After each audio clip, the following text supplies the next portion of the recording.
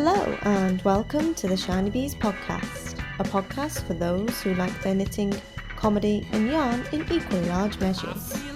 I'm your host, Jo Millmine, and this is episode 69, Man Socks. I feel a need to laugh again with you, if that's alright. I need a drink, I need a friend. Hello and welcome to another episode of the Shinybees podcast. How are you all? I hope you are well since last time I've been speaking to you.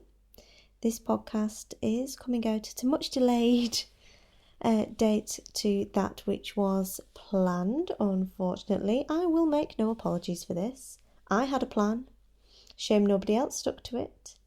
And so it's now coming to you a little later than envisaged, but the next episode, which is due out on Tuesday, will be out on time, provided nothing crazy happens in the meantime. Now, I can't guarantee, you guys know me well, I can't guarantee that is definitely going to happen, that it's definitely going to be fine. I can't lie to you, given the calamities that have gone on over the last week, but I shall certainly try, and that is the main thing.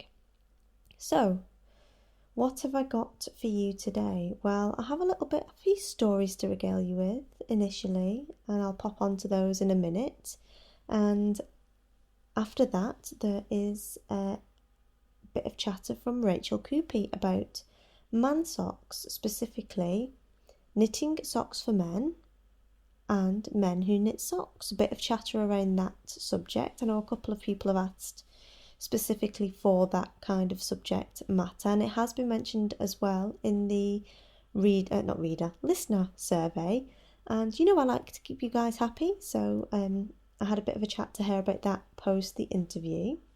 After that, I've got another guest for you, is Alice Elsworth of Whistlebare Yarns.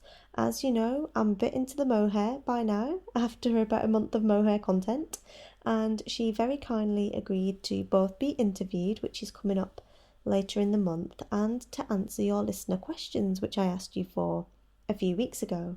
Well, they are on here. I'm sure you will enjoy hearing from her. She's really, really good fun, a great laugh, very similar sense of humour to mine, I think, so I really, really enjoyed chatting to her, and she was very knowledgeable about the mohair, funny old thing, and having a farm full of Angora Goats.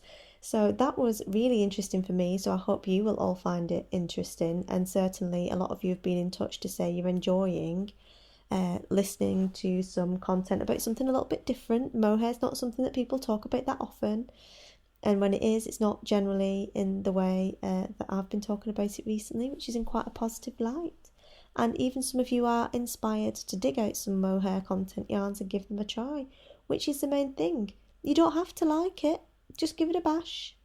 Like we said to the kids, two mouthfuls, and if you don't like it, you don't have to eat any more. It's the same thing. Don't recommend you eat the mohair. Don't recommend you eat it. I'd knit it. See what you think after that. Then you might want to give it to the dog, and that is fine as well. But she will be on to answer some questions on that, and then I have some details of the bead along, which I'm hoping will start on the 16th of November. I would have liked to have given you a little bit more notice, but things have been somewhat crazy around here. Clearly, I'm in my new location now, so the sound may well be different. I've just had to kind of blag it a little bit. My office is in no way set up for recording or anything else really at the moment. Again, I will explain why in my little chit chat, and that will wrap up the show. So that's the content that you can expect from me today. So in the meantime, get yourself a brew, because we're going to need one, and we will crack on. So, as I said, it was a little bit emosh, shall we say, the whole moving thing. Now, I'm no stranger to moving house, as you guys know. This is, I think, the 5th home for the podcast since it started in 2013. 2012, I think. It's been quite a while, hasn't it? So I'm used to moving, very accomplished at moving. house and generally fairly relaxed and all over the process of moving, which is one of the most stressful processes that you can apparently go through, along with like divorce, death, and a few other choice things, and it's something that I kind of end up doing slash choose to do fairly often, and certainly more often than a lot of folk. And I had it all planned. We didn't get much notice to move, about 4 weeks, because our tenants gave notice on the money pit, and we decided to make an early break for it and move down here because Millie will be changing jobs next year, and as a result of that, it will mean that we actually get to choose where we live, which is a bit crazy. And we decided that we will move to the money pit for the time being and see what kind of falls out from that. So the tenants bought a house locally in the area of town where our house is, and they were moving out. So we decided rather than find a new tenant, we will move to the house. So bearing in mind, Millie had gone off away with work for 3 out of the 4 weeks' notice that we had to arrange the move.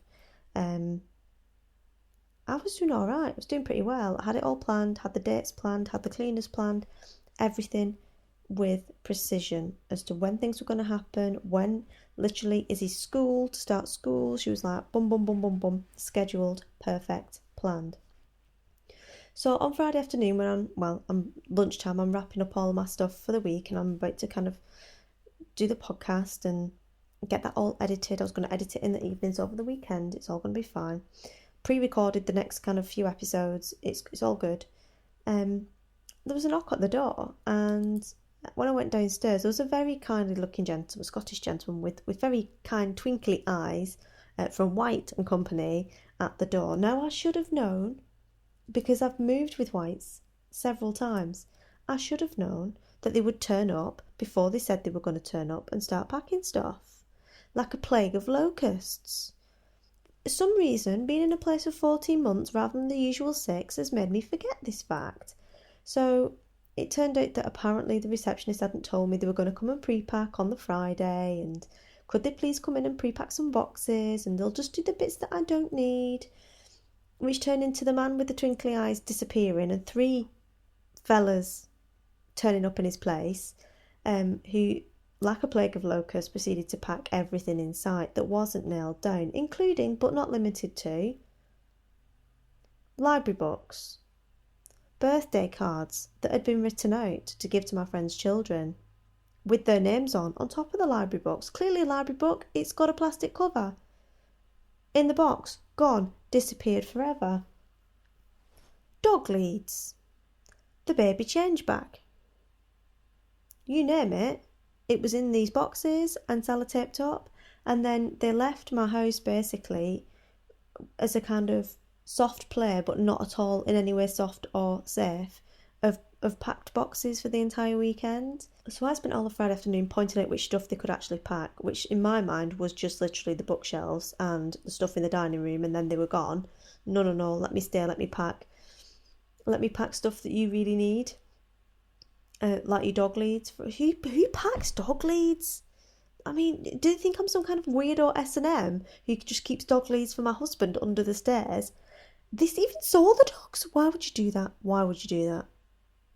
You just wouldn't, would you? Anyway, so it was a bit crazy, and it meant that I spent all afternoon basically moving stuff out of the way to try and prevent them from packing it, which was a little bit tricky and meant that I got no work done whatsoever, which was nice. And then all weekend I was just basically running to keep up, because they were only meant to arrive on Monday and pack everything in one go. I just fastidiously checked and asked the woman and said, just confirm they can pack everything on Monday, that's the only day they're going to come. She told me that was the correct, and I had it all planned. I was going to get things done on certain days, pack things, roof box, dog stuff, you name it. Completely ruined. So yeah, I was a little bit stressed, shall we say, and had to then get the kids out of the house for the entire weekend, because it just wasn't safe for them to be in the house.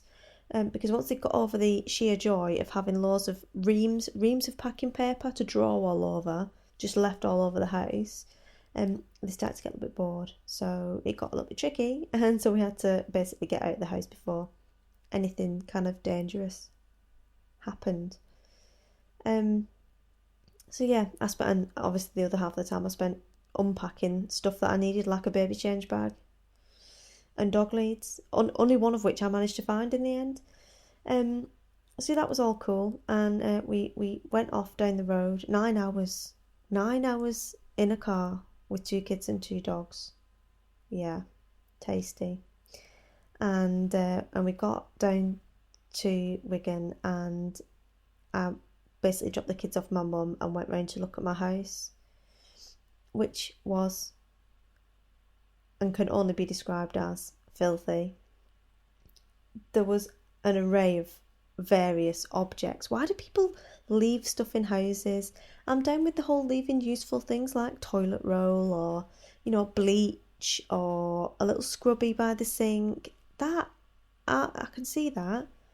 What I don't need is an array of vases, one of which is half the height of me. I found out what that was for afterwards.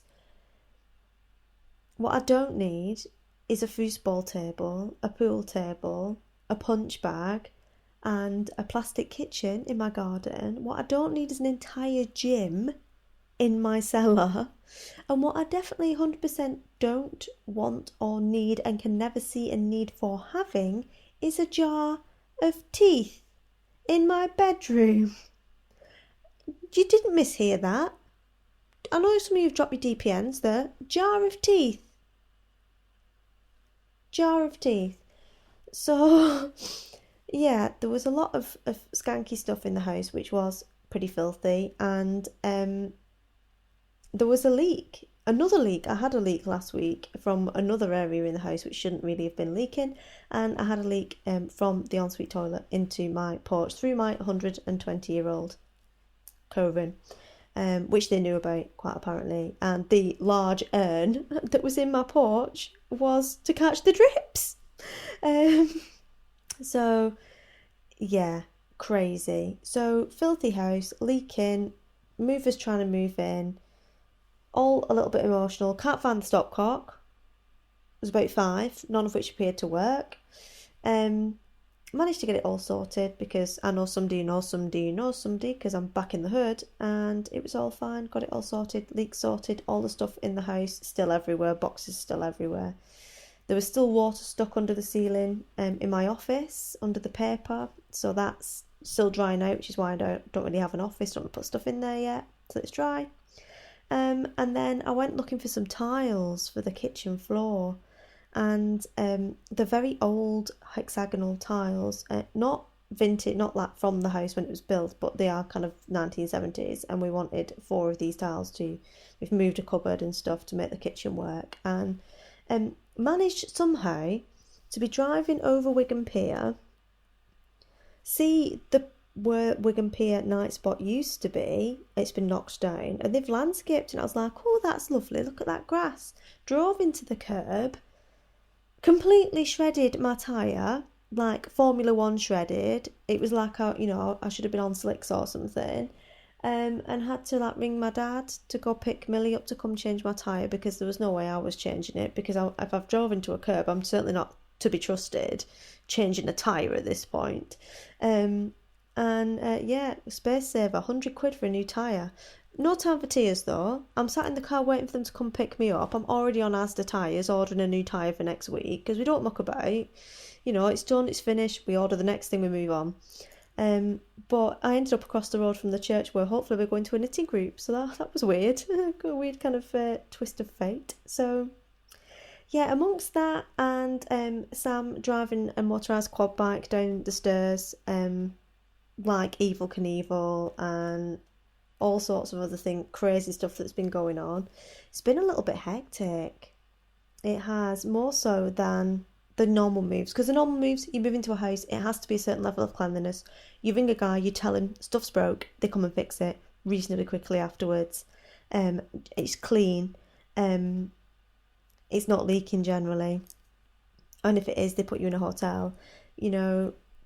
it's that versus kind of 4 years of tenant-related decay on your house, and you just come in and there's so many jobs need to be done, and it's quite overwhelming. And yeah, it's been a bit crazy, but I think we're there. I don't think Sam's going to attempt to drive down the stairs in his quad bike again soon, at least. Although he has, done a couple of other comedy things. We found him up at a set of step ladders 3 times. They're not even our step ladders; they belong to the movers.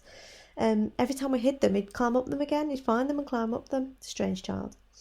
And yeah, it's all cool. So that's my update, really. What's been going on? I'll do a little tour when it's a bit tidier. It's a bit sorted. I've got stuff to do really, and move some boxes. Once it's all done, I'll take you a walk around on Periscope so you can see it. Because it's a very cool house. It's just when you have tenants in your house for a long time, if those of you who have will know, they just don't look after it very well at all. So it's a lot of remedial stuff to sort out. But yeah, it's all good. I'm hopeful to get some knitting in soon. But in other news, seeing as I'm now back in the Northwest, I have a little trip out planned to Countess Blaise's studio on the 5th of December. The Countess has very kindly agreed to host us, and there's a couple of the guys and girls from the Golden Skin going to be going. And if any of you are in the area around Manchester or Wigan or anywhere else that you can get to Manchester, it's Swinton, so it's kind of Salford really, not Manchester. You can get there relatively easily. You can get there on the train. It's about a 5-minute walk from the train station from Swinton. And you want to come along with us, then let me know. I need to let the good lady Countess know how many people are going to be coming. But it'll be cool. I a bit love her. And I really wanted her to come on the podcast, but unfortunately, she gets very nervous doing audio interviews, so it's not going to be possible. So we're just going to go and fangirl at her shop instead. I've no idea why I love her so much. Everyone I know absolutely just loves her, and none of us know why. She's just one of these people. If you don't follow Countess Blaise on Instagram, I recommend you do. She's a UK-based indie dyer. She likes to dye really bright, lovely shades of different colours. Some are solid, some are crazy. She does a lot of custom blended fibre as well if you're a spinner. You can find her at countessblaise.com, I believe. I'll put a link in the show notes.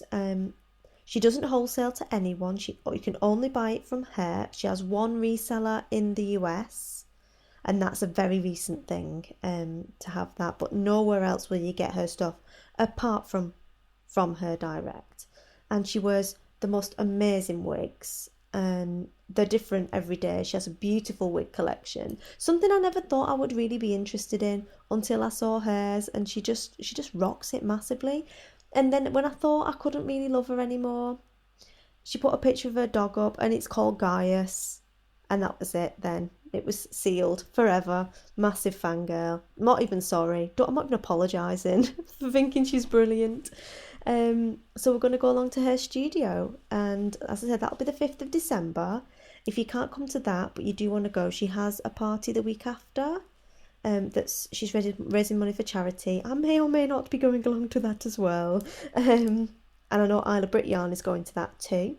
And yeah, we're going to go there. We're going to be doing, I think, a few trips out, hopefully. Shinybees / TGS trips out, now that I'm back where other people live. I think it'd be quite good fun. So that's a bit of a rundown of everything that's been going on and some future events that are coming up, days out, etc. And I think we will pop on to hear from Rachel Coopey.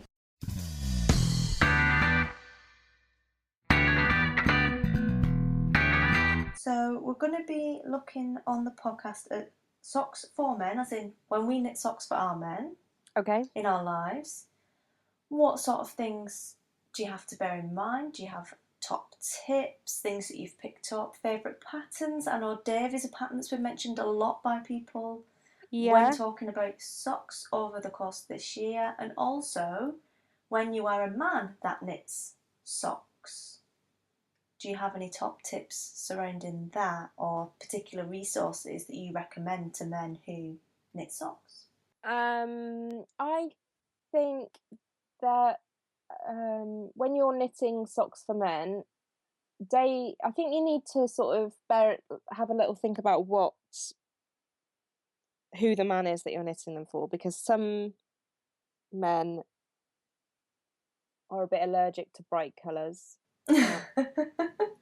Same as some women, actually, but yeah. So maybe if they don't, if you have the chance to, if you're aware of the socks that they already wear, or the sort of colours that they already wear, then you could take your sort of cue from there.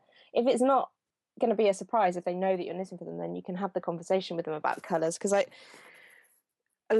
some men will wear much brighter colours on their feet than they would wear anywhere else. Yeah. And they'll wear sort of crazy novelty socks. And it's almost a kind of bit of a subversive thing, because they might wear a suit to work, or they might dress smartly, and then they've got these socks that nobody knows about that are, illuminous pink, or, crazy stripes, or have, rubber ducks or something on them. My sort of sock idol, as far as men go, is the newsreader Jon Snow, who wears quite bright ties, but I don't think as many people notice the socks that he wears as well. He wears really bright socks every day on the news, so I've been trying to get him to tell me on Twitter what his shoe size is, so I can knit him a pair of socks, but I think he might think I'm a bit strange. Plenty of people have a foot fetish, Rachel. He probably gets asked that a lot.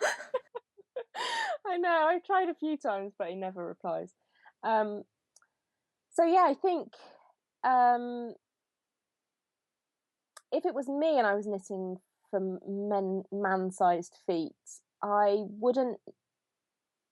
first choice wouldn't be a stocking stitch sock, because there's a lot of knitting in a pair of socks for men.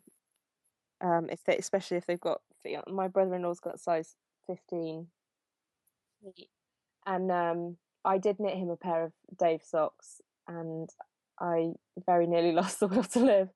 But I think sometimes patterning can make it seem like it's growing. You have little milestones, the end of a repeat, and it's only going to be 3 more repeats, whereas if you're just knitting stocking stitch, it can just seem to go on and on forever. So I think myself personally, I would find it easier to knit something with a pattern. I think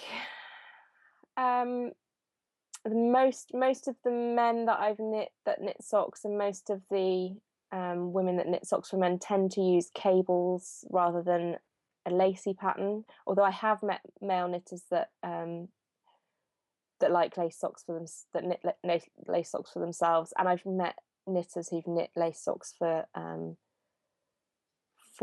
their significant others. So yeah, I think yarn, just to do a little plug, is that it comes in 50-gram skeins, and I think that's great for if you're knitting for people with larger feet, because you may need over 100 grams if you go above maybe about size 10. Yeah.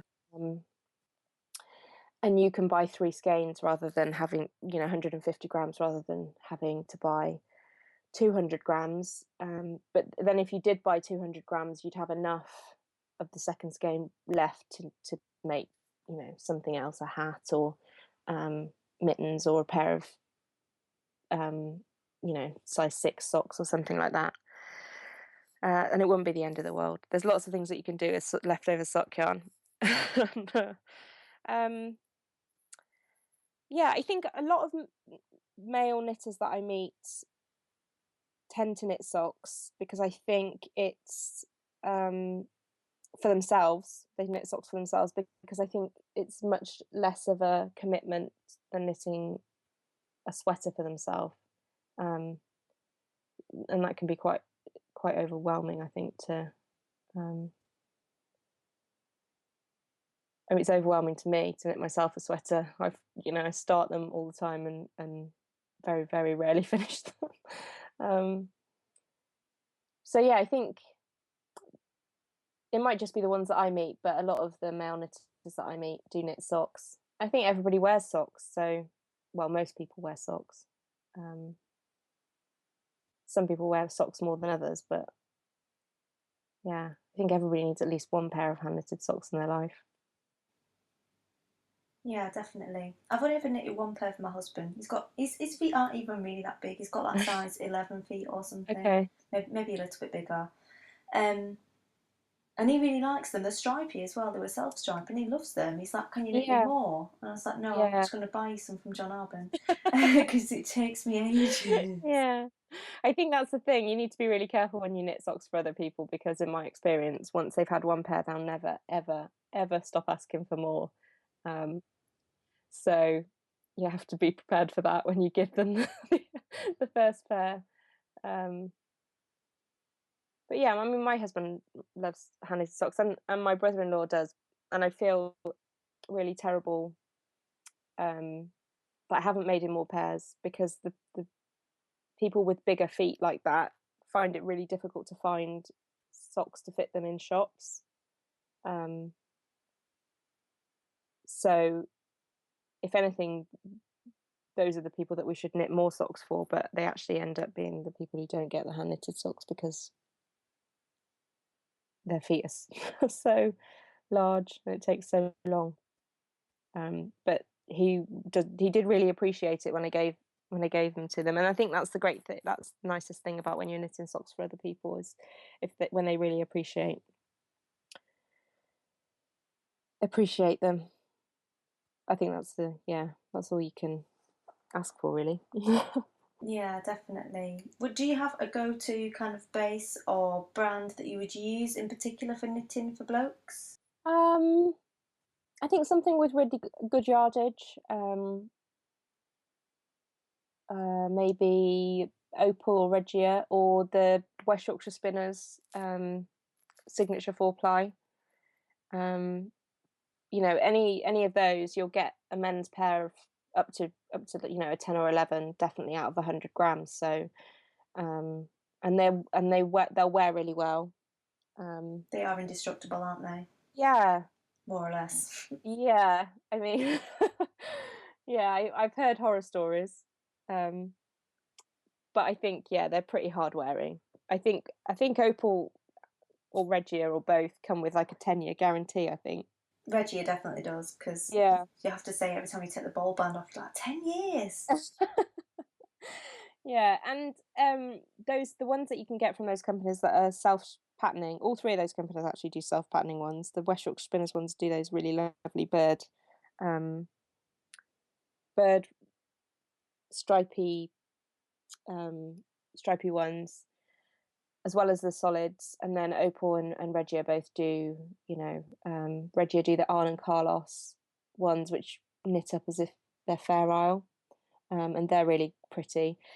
But that can help when you're knitting socks that are seeming to go on forever, that sort of colour changing yarn where you just on it a little bit more to see the colour change and see what the next bit of patterning looks like. That can help you sort of push your way through however many inches of the foot. Yeah. I'm pretty sure that's the only reason I managed to do Millie's ones is because it was a really funky self stripe. Yeah, it can really help not get sort of bored and give up on them. So yeah, I would definitely recommend if you want to do a plain a Dave plain stocking stitch sock, give those a try. And some of them, you can sort of go as wild as you like on those. Some of them have got really bright, crazy colours in, and some of them are much more subdued. You could get greys and blues and browns and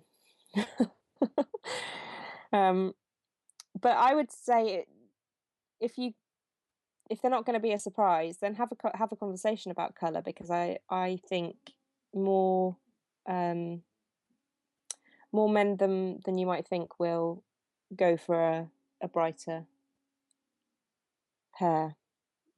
Maybe that's just me wishing colourful socks on the world, which wouldn't be completely unlike me. Oh, super. And do you have any favourite patterns that you would use for men in particular? Or that you find, do you have any patterns in your collection that you find that the male knitters are particularly drawn towards? I have. There's a pattern that I did a few years ago now for. It was a sanguine griffin. Is that? I think that's what it was called. And that isn't a company that exists anymore, but I think it's split into two separate companies. And they're called John Huston, I think, which were designed with men in mind, and that's quite a popular design that people have knit for men, or men have knit for themselves. But I think sometimes people have a little bit of a block when it comes to imagining, if the sock is photographed on a woman, they have a little bit of a problem imagining it on a man. And I tried to overcome that in my last sock book, by photographing as many as I could on a man as well. And I think that helped. But I think all of my patterns are sized that you could knit them for a man. They're sized by foot circumference, and then you knit until they're all fully adjustable for foot length. So I think that's probably I think that's probably the one that you would find the most projects, photographs for men. But I've had male knitters in my sock club pretty much since the beginning, and they knit whatever I come out with. They knit, and for themselves, sometimes sometimes for other people. So I think I think that one. I think something with a cable, or and maybe sort of some sort of rib element to make it nice and stretchy. I would say are probably the most popular patterns for men. Oh, brilliant. I think at least you massively hit the nail on the head there, in that sometimes it can be, because the majority of the patterns are modelled on a woman's foot. Even if they are labelled as unisex, and perfectly capable of being unisex because they're quite kind of pared back, or there isn't that much detail that you would find them too fussy for a bloke, and they go up to bloke sizes. But if they're on a woman's foot in quite gaily colours, without being too stereotypical, it can be really hard to think how that would look on your big, gruff 6'4" husband's foot. It's difficult. So I love it. I love how your male knitters just knit everything. So I don't care. I don't care how lacy it is. I'm going to knit it and wear it. It's brilliant. I mean, and I think, just seeing some of the lace patterns, and some of the lace patterns are quite geometric, so they're not in any way sort of frilly or floral or anything like that, and they look absolutely great on men and women and anyone who wants to wear them, really. And I think that you'd probably find as many women who didn't want to knit pastel pink Definitely. as you would find male knitters, because I think, or probably more, because I think pastel pink is, in adults, is becoming much more of a you're much more likely to see it in, I feel like you're much more likely to see it in clothes shops for men, in the way of sort of shirts and t-shirts, than you are for women. That definitely is a thing, because I can't imagine wearing pastel pink even at my delicate age of 32. I'm just like, I can't see me in pastel pink. And in fairness, probably not my husband, just because it won't suit his skin tone. But you do see a lot of men wear it in pastel pink. Yeah. It's a thing. It's definitely a thing. A masculine lace is definitely a thing as well. Yeah. Geometric lace. I've seen some men rocking some amazing lace shawls as well. I think there's definitely much more I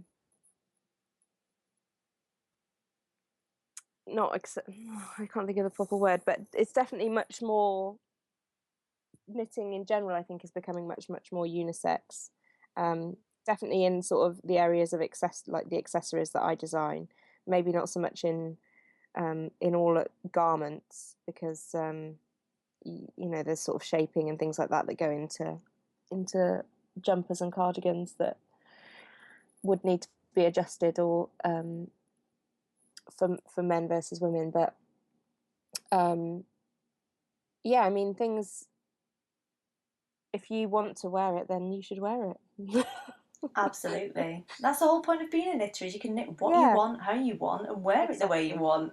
Yeah. All for that. Yeah. There's no knitting police. There's no fashion police either, really. So No, definitely. Especially when you can just turn around and give them the ultimate put down of, well, I made it. So yeah. off you go with your mass produced tat. Yeah. And flounce away. Be a man or a woman, just flounce away with your knitting bag. Yeah. Oh, lovely. Well, thank you for your thoughts on knitting for men and male knitters knitting socks. I think it'll be really interesting. So I definitely have got a few male listeners who in particularly wanted to hear some thoughts on that. So I think they'll be really pleased, as will the ladies, of course. Yeah, I think there's no sort of hard and fast rules. I think everybody should have at least one pair of yellow socks. That's the only rule. I'm gonna go cast on right now. If I was Prime Minister, that would be the only rule. I'd vote for that. I would totally vote for that, because that's something that we might actually get. So yeah. Oh, hilarious. Super. Well, I'd better let you get back to knitting and designing, as it is the afternoon right now. Yeah. But thank you so much for coming on the show. It's been lovely talking to you. Oh, thanks for having me.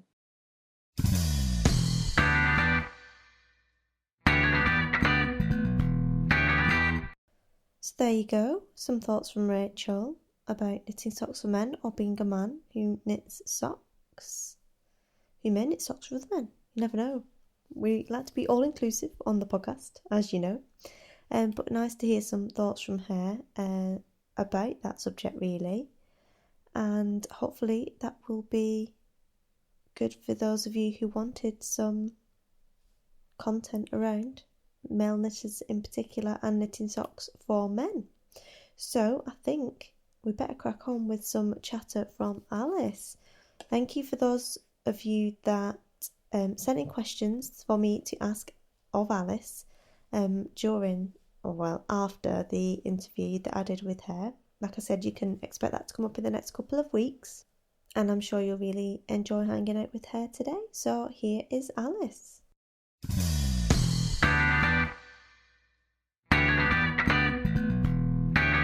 Well, I'm delighted to welcome Alice Elsworth of Whistlebare Yarns to the show to answer some questions on mohair. Welcome, Alice. Hi Joe. Alice runs Whistlebare Yarns in Northumberland, and is going to tell us a little bit about that before we start. Well, Whistlebare is our family farm. It's only 58 acres. It's not very big, but it's home to our herds of Angora goats and flocks of Wensleydale sheep. The goats are ours, my husband and myself, and the sheep belong to our sons. And we produce Yeavering Bell yarn, which is mohair and Wensleydale mixed. We have it spun in Yorkshire, and then I dye it by hand back here on the farm. That's what we do, really. So I reckon you probably know a thing or two about mohair, which is why I've invited you to be our guest expert today. Well, I'm learning all the time, but yeah, I know a bit, hopefully. Lovely. So I've invited the listeners and those who are interested in mohair to send in some questions over the past couple of weeks for you to answer. So we have a couple, and I think we can keep them anonymous for now. Although Catchy Frankel, who is a closet mohair fan, has sent a couple in. So if you're happy, I will read out the question and then we'll have a bit of a chat about it, if that's okay. Okay, sounds good. Lovely. So the first one was, I'm curious about a less of a fuzzy mohair, something more solid, going back to socks, and not too hazy and airy, that a lace or a superfine yarn provides. Well, I think this comes back to most people's initial perception of mohair, because a lot of mohair that's sold is a brushed yarn. So it's very, very fluffy and fuzzy and lots of little fibers flying about. And it produces a beautiful, soft garment. But there's no getting away from it. It's fluffy and fuzzy. But that is part of the spinning process. Mohair doesn't have to be like that at all. The yarn that we produce is not brushed. It's a worsted spun, smooth yarn.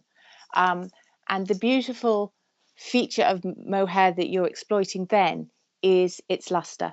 As you talked about before, it takes dye beautifully. It's very, very shiny, and it can be completely smooth. It's just how it's spun. If you're going to use mohair for socks, it needs to be spun a bit more tightly. All sock yarns have more twist in them, and that gives an even more solid yarn.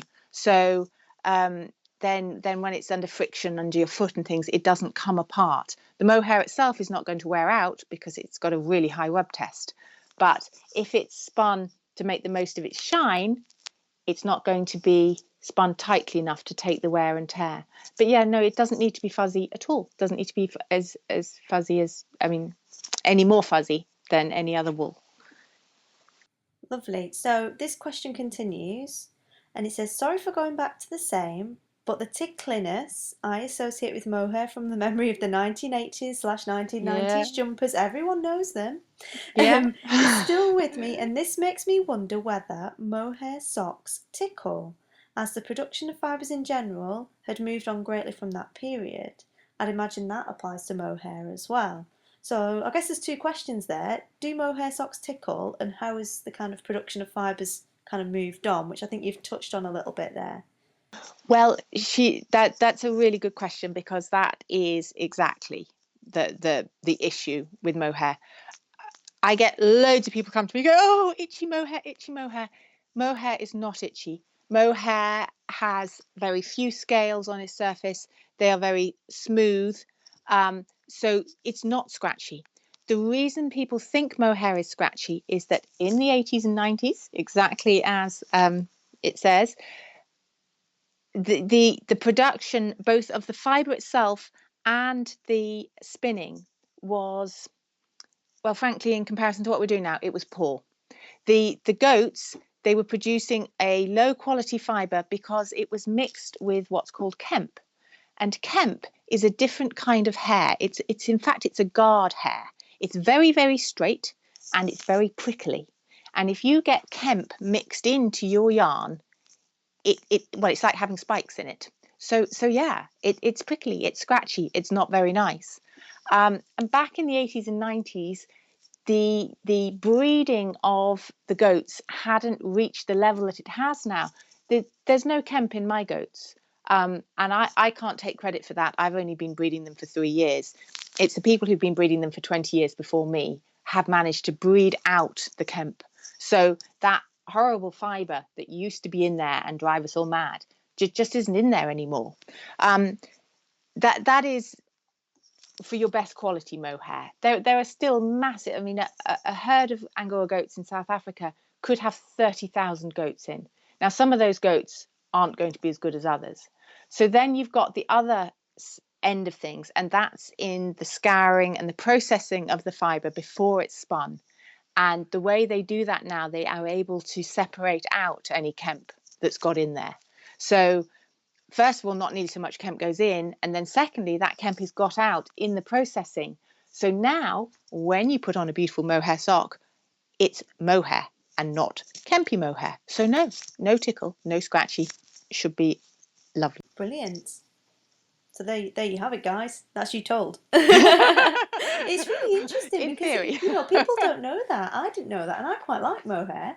And I didn't Yes. know that that's that things had moved on in that way, in particular. Yes, it's what a lot of people don't know, and why should they know, is that it isn't actually the mohair that was scratchy. It was this whole other fibre that was getting in there that came from the same animals, but it's a whole different makeup. Cool. Okay, so we'll move on to the next question.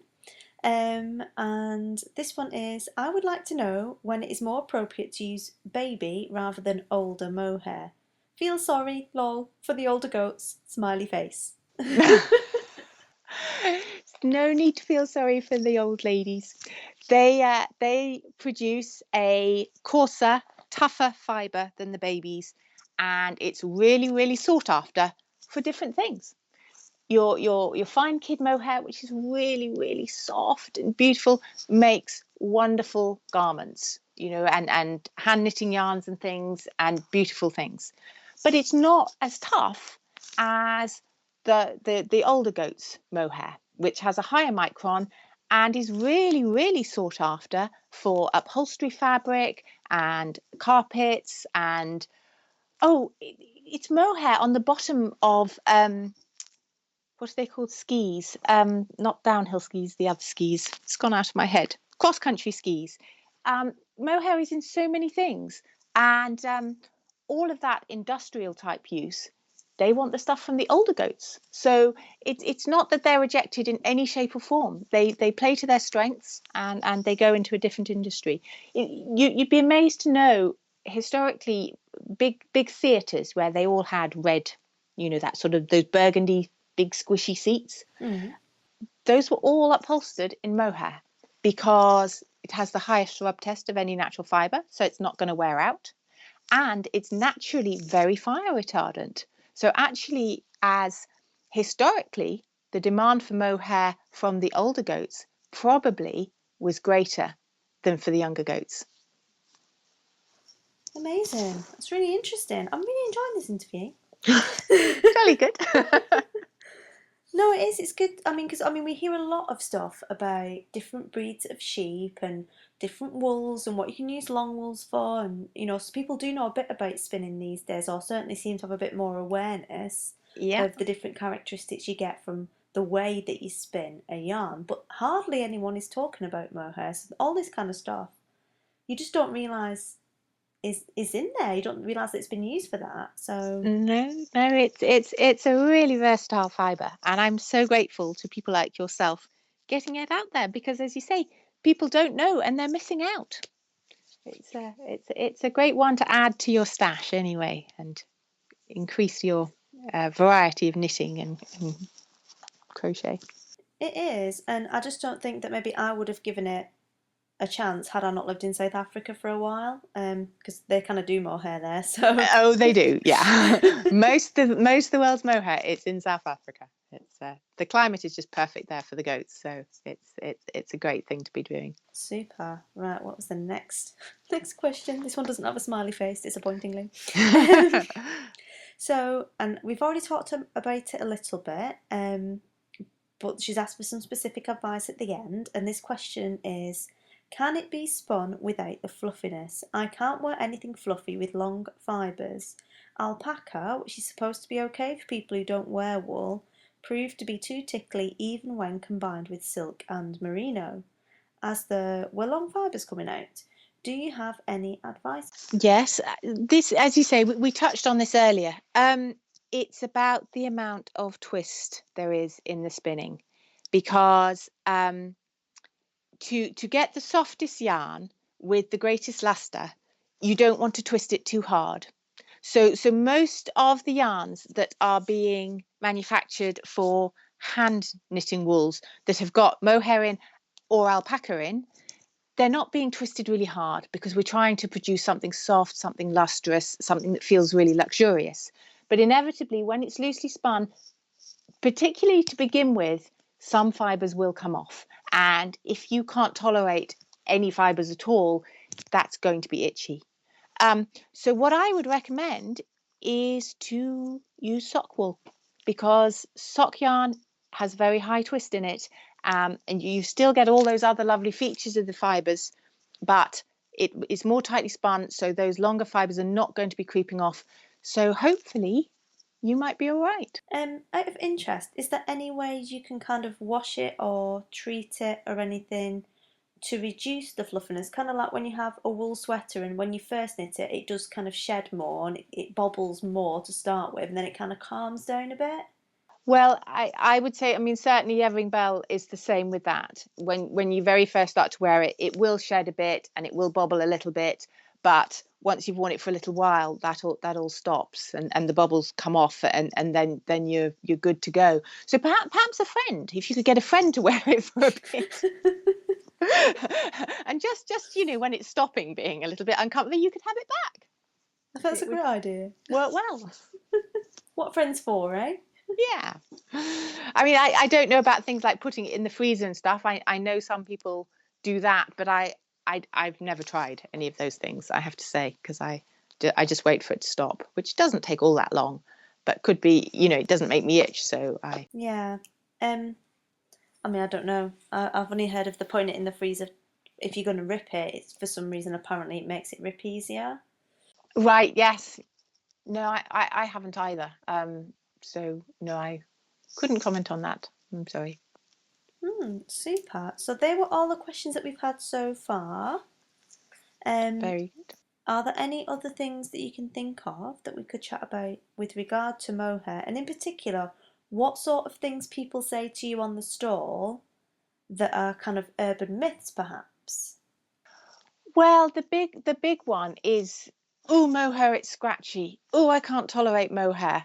And some people are, they're having a nice day out. They're quite happy to chat for a while and are very open-minded about having another try. Because when you say, oh, when did you last wear mohair? It was usually 15, 20 years ago. So, but some people feel really strongly about it and will look around the store and say, well, where's your yarn that's not mohair? Which always seems a little bit of an odd thing to say to me. And I think, well, actually, I haven't got any.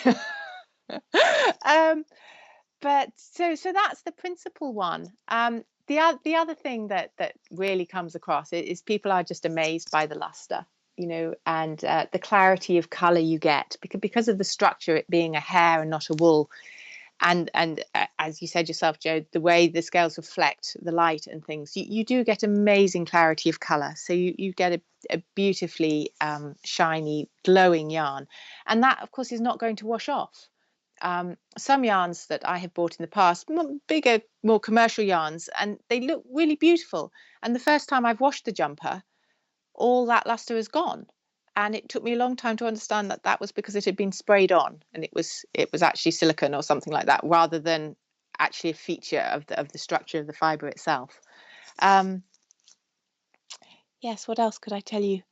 You did so well in your podcast 66. You've covered most of it, I think. Mohair does rock. It certainly does. Absolutely it does. And I have to say, Angora goats do too. If anybody's so passing, cute. do come and see the goats.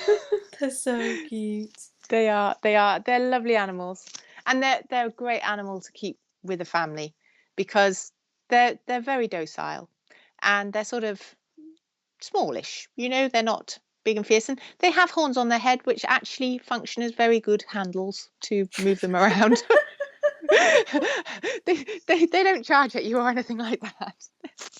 They're far too cool. But no, they're sweethearts. They're lovely.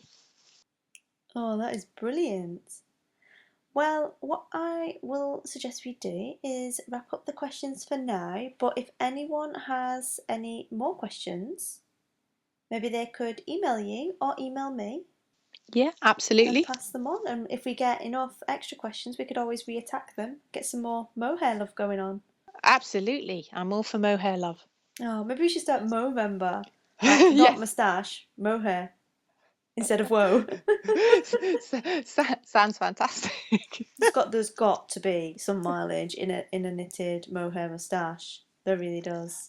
Without a doubt. Well, of course, the other big thing that mohair's used for is teddy bears and doll's hair and all those kind of things. So yeah, I don't see why not. Why stop at a moustache? We could even have a I want to say a goat skin wig covered in mad wiglets. You could have goat skin dreadlocks all in a go. No, that's it. No, you've got me off. I'm on a rabbit hole. I'm halfway down it. I'm tracking a goat by its horns. Oh, fantastic! I love it. I have some mohair teddy bears that I bought for my babies when they were little. Lovely. In fact, is that is when they make mohair fabric for things like teddy bears? Is that kind of yarn grade mohair, or is it slightly rougher? No, Does it have its own grade? I don't know for certain, but I would be very surprised if it was kid. I would expect it to be older goat, because the most mohair fabric is made from the older goat because it holds together that much better and it's that much tougher, and you don't get the full benefit of the softness of the kid once it's been spun to weave with, and so why use it? Because it's more expensive. So I would be very surprised if it was kid in your teddy bears, but they're still beautiful. They are, and it's an interesting point because we do have a lot of people who also weave who listen to the podcast. So, maybe you don't need to have super swanky. Yeah, no, absolutely. No, you don't for sure. I mean, you were asking sort of plans afoot and things. Well, in years to come, we will without a doubt be producing a weaving yarn. The question is then it all gets so mad. Oh, do we just produce the yarn? Do we produce the fabric? Do we produce a product? And you're off again, as you say, down another rabbit hole, and it's a whole nother world. And I have to keep pulling myself back out again, going, no, I'm doing a sock yarn just now. I will stop there. I'll do that. Going for a blanket. That's not helpful, Jo. It's not, but it's true. I totally have one. I've got a couple planned. I love blankets. Yes, I do actually. There's nothing like a nice little snuggly one on the back of the sofa, is it? It's it's definitely in the future. It will definitely happen, but one thing at a time. I keep telling myself, one thing at a time. Oh, that's fantastic. Well, I do look forward to that happening, certainly. So I imagine you've probably got a reasonably busy day tomorrow. Yes. As you have, I have no doubt. Yeah, so we will wrap up our question time for now, but thank you very, very much indeed for coming onto the show and for sharing your time and your expertise with us. It's been really, really interesting. I've very much enjoyed it. Oh, thank you very much. I've really, really enjoyed it as well.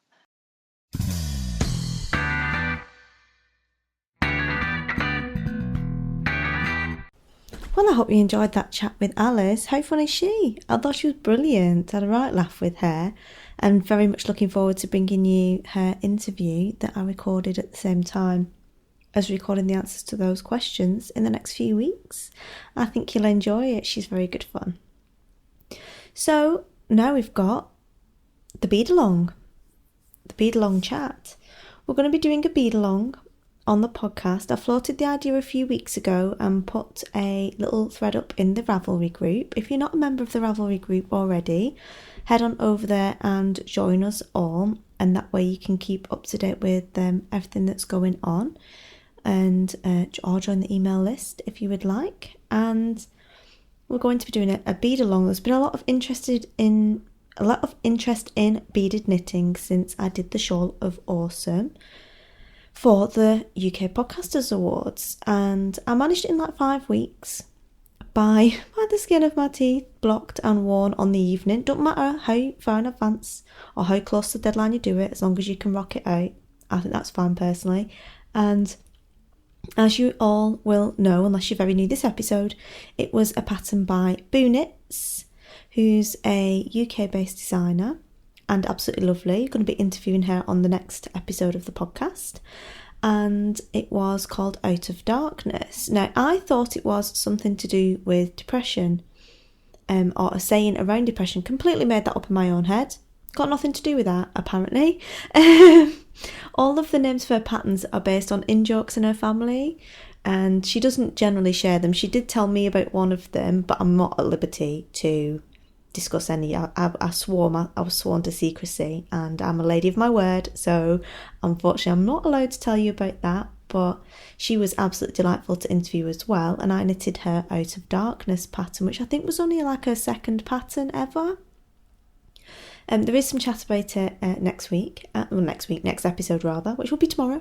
And it was a lace weight pattern. I did fine lace weight, held double, 100% silk, 700 beads, managed it in 5 weeks. Second ever beaded shawl. First one was Kunya by Claire Divine. And managed it without too much fuss, to be honest, and without too much trauma, just by kind of doing the research, doing the homework before I start, being patient, taking my time, using stitch markers, using lifelines, all that kind of good stuff to knit the project. And I used to think that knitting with beads looked really complicated and really difficult, and although I loved the effect, I was a bit like, can I really be bothered fussing around with all these little beads and crochet hooks, and the kids are going to eat them and get them up their nose and yada yada yada. And sometimes I think when we're short of time, we don't want to try a new technique perhaps, because you just want to knit, you don't want to think. And that's completely fine too, obviously. But sometimes we just need a little bit of encouragement to try something new, which is why we're doing the bead along. This will start on the 16th of November. Cast on will be at 8:30 p.m. GMT, which I will be periscoping my cast on.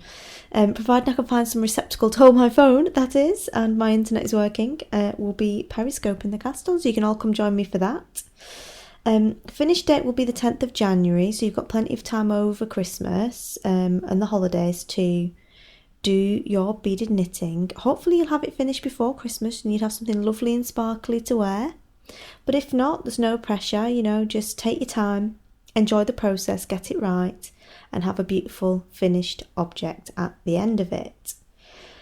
Now, I've decided to do it in a bit of a random, weird way. Not weird necessarily, but a bit of a split test way.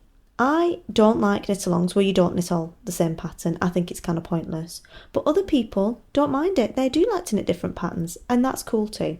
We like to be inclusive on the podcast, so I have selected 3 patterns from suggestions that came up in the thread on Ravelry for a knitted pattern, and then I had a lovely suggestion from Jade's Fire, who's a crocheter. And obviously crocheters are completely welcome to take part as well. Can't promise I'll know any of the answers to your questions if you have any, but I know a couple of ladies that might. So the patterns that I've selected as a result of feedback in the group are Kunya by Claire Divine. That was a pattern that was designed for the Golden Skein last year and was given to our members in the celebration quarter, which was the last one of 2014. This is a not semicircular, it's like a crescent shaped shawl really, quite wide and flat. The vast majority of it is stocking stitch, with a couple of yarn overs at the beginning of the row. That's it, for the vast majority of it. Very straightforward to do. You can use any kind of yarn, any kind of dye technique will work with this pattern. If you're going to bling it up with beads, I'd suggest going for a semi-solid or a gradient perhaps. And if you're not going to use beads, because you can do it without beads if you like, although it kind of defeats the object of the bead along, then you can do it in a variegated yarn. Maybe that's, once you've knitted one, I think you'll want to knit another, so maybe do one with beads for the first one and then do one without beads afterwards. Or if you need more confidence in your shawl knitting and lace knitting, knit one without beads first and then knit one with beads. I know people who have done several of this, got the pattern and knitted this in several different ways, knitted it for gifts, knitted it for themselves, and it's really, really quick and simple, and it's only a few rows and the long rows of lace and beads, but it's not complicated. There's not tons and tons of yarn overs and this, that and the other. It's really straightforward. So that is Cunyu by Claire Divine. Also, we've got Be With You, which is a Boo Knits pattern, and this is the pattern that I'm going to be knitting, although I think I'll probably end up doing one of each of these. Be With You is a semicircular shawl with beads and patterning and texture and things in it, really. This is probably a bit more of your kind of, it's very simple. It's a 4-ply weight shawl. It is doable. There's a shawlette version and then there's a bigger version for up to sort of 800 yards. So if you want to make a really big kind of thing of this, that could be a good option for you. Her patterns are really straightforward and she prides herself on making the complicated, what looks complicated, very easy to execute. And as I said, I used up one of her patterns for my second ever shawl with beads. The first one was Cunyu, so I'm talking from experience here, and you will be able to manage it. She's also really helpful in her group if we get stuck with anything, but I'm sure between us we'll be able to figure it out. I'm going to do that one. I've bought some beads. I've bought the Miyuki triangles again, obviously, because seed beads are for sissies. I want the big ones. I want the bling. Not even sorry. So I've ordered mine from Crystals and Ice, and I'm going to use the Stromboli yarn from the Golden Skeins Autumn Quarter by Travel Knitter, which is Tanami 4-ply, and it is a 50% baby camel, 50% silk. I am blinging it up like a bad 'un. And if you have been inspired by a bit of mohair love, and Lord knows why wouldn't you have been after weeks and weeks of me ramming it firmly into your knitting bag, we have the Winter Wonder Shawl by Helen Stewart as our third shawl. This is part of KnitVent 2015. I know a lot of you will already have got KnitVent or be knitting along with the KnitVent Knit Along with Helen. I know a lot of my listeners also listen to her, and this is a lovely again as a shawl. It's beaded on a eyelet panel, basically. The majority of it is garter stitch, so you can get quite a decent way into it before you need to get into the eyelets. She has two versions of that, one which is both 4-ply and one which has a really pretty fluffy mohair and silk blend lace weight yarn with some really delicate little beautiful crystal beads on it. Very pretty, very feminine, very wintry, and her patterns are really, really easy to follow. They're really super clear, and she's got loads of people already. There's already 150 odd people cast on, so if we get stuck, then there's plenty of resources to go to, but it looks very, very straightforward. And I have a code for KnitVent for you, which I will pass to you at the end of this blurb. So even if you don't want to take part in the bead along, but you do fancy getting your hands on a bit of KnitVent love, Helen's very kindly sent us a code for you to get discount, which is awesome and very kind of her. So thank you, Helen, for that. And she will be providing a copy of KnitVent as a prize as well, which is good. For the crochet, we've got Lisa's Shawl, which is by Shireen Nadir. It's a free pattern that was recommended by Jade's Fire as a good place to start. It looks really nice. Again, it's eyelets and trebles, triangular shawl, so a super option there. Now, I realise that some of you will not necessarily want to knit a shawl because you don't wear beaded shawls, or you don't want to knit one of these three beaded shawls or crochet the one that I've suggested. And if that's the case, that's completely fine. You can still totally join in with whatever pattern you want to do. If you're in the middle of doing a frost at midnight and you want a bit of moral support to do the beads on that, again, completely fine. The whole point is that you need to really pick something that you really, really want. So when the going gets tough, you are prepared to put in the effort. If you need to, it might just be dead easy. might be making it all really difficult in your head, and it might be dead easy. But if it's not, you need to be making something that you are really motivated to make. Otherwise, you'll end up with a ton of beads and a load of yarn and no finished object, and we don't want that. So if you do want to knit something else, come along and join in anyway. Post the pattern in the group. You might get a little splinter group working with you on the same pattern. There's no reason why not. And we can all get some love in there. Sign-ups are in the Ravelry group, please, and there's a thread on that now for you to sign up, and the hashtag we'll be using is #beadalong.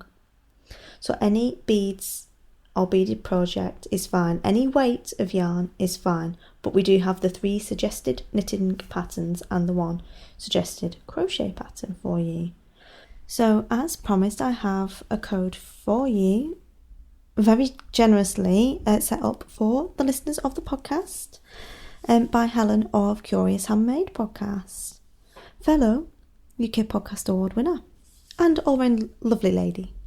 And she has set up a code for the whole of the Knit Vent collection, which will be 6 patterns, 2 shawls and 4 other items. And that code for you will get you 15% off the Knit Vent 2015 collection, which runs from now until the 30th of November. The code you need is SB Knit Vent 15. So that's SB Knit Vent 15. I'll put that in the show notes and in the Ravelry group as well for you. And it runs from now until the 30th of November. Now, if the Winter Wonder shawl is not for you, she's also included Candlelit Shawl in that code as well, which is another beaded shawl that Helen has designed. It's very pretty. It's done in a BFL yarn. So if you've got some lovely lustrous BFL floating around, that could be a perfect choice for you as well. Even if you're not taking part in the bead along, but you want to, maybe get involved in Knit Vent, then use the code. It's there for everyone. It's not specifically just for bead along participants. It's for any listeners of the podcast. So that will get you 15% off the entire collection of Knit Vent. She's released the first pattern on the 5th of November, which was the Winter Wonder shawl. And every week another pattern will be released, basically. And it'll be automatically delivered to you. So it'll be like getting your own little advent calendar of knitting patterns for the whole time. And she runs a knit along as well as part of that. So you can double dip, twice the fun. Or, half as much knitting. Perfect choice. So the Knit Vent collection this year is inspired by the special radiance of winter. And as the days grow shorter, light becomes something precious. Imagine the dazzle of sunlight on snow, the gleam of firelight through frosted windows of a log cabin. Think fairy lights twinkling behind a row of icicles and the glow of candles on the dinner table. And I'm there already. Don't know about you, but I've got my stollen out and I'm halfway down a glass of mulled wine, and the beads are everywhere.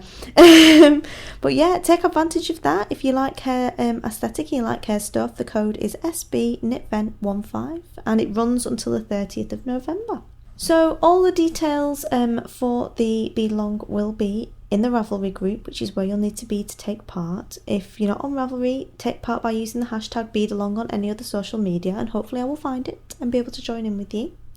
And you've got a week, so on your marks, get set, go. You're going to have to be quick, basically, but I'm encouraging you, get in the stash, get something precious out of stash, order the beads. Crystals and I had my beads with me the next day, so in the UK they're a great choice for you, and they have loads of different Miyuki beads, the seed beads as well as the triangles, and pretty keenly priced, I think. So give them a bash.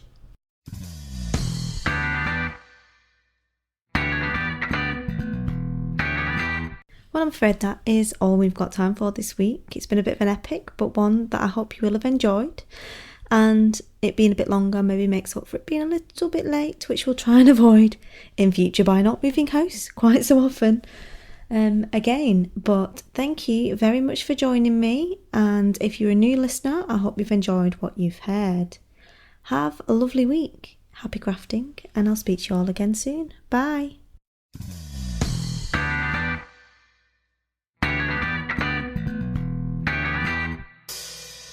You've been listening listening to the Shinybees podcast, a podcast for those who like their knitting, comedy and yarn in equally large measures. If you'd like to get in contact with me, you can do so via the blog, or I'm Shinybees on Ravelry, Instagram, Twitter, Pinterest and Facebook. You can email me at shinybeesinfo@gmail.com. Music for this episode is provided by Music Alley, and it is Adam and the Walter Boys and I Need a Drink. Need a drink.